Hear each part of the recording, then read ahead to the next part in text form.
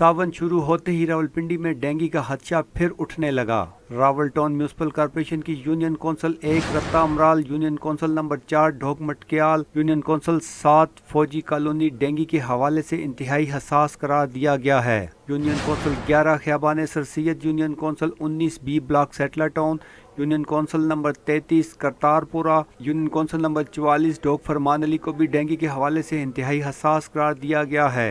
हसास करार दिए गए इलाकों में ज़िली इंतज़ामिया ने क्रैश प्रोग्राम शुरू कर दिया है, जिसके तहत 260 टीमों ने मुख्तलिफ इलाकों के 180 घरों में मौजूद पानी की टंकियों और रूम कूलरों का मुआयना किया। लार्वा बरामद होने पर 18 कबाड़ खानों और टायर शॉप्स को सरबमोहर करके 122 टायर जब्त और हज़ारों रुपए जुर्माना किया गया। DCO तलत गोंदल ने EDO हेल्थ अरशद अली साबर के हमरा मज़कूरा यूनियन कौंसलों का दौरा किया और इंसदाद डेंगू मुहिम में हिस्सा लेने वाली टीमों को हदायत की कि डेंगू को तल्फ करने के दौरान किसी का दबाव कबूल न किया जाए। हसीब बट्टी, डॉन न्यूज़, रावलपिंडी।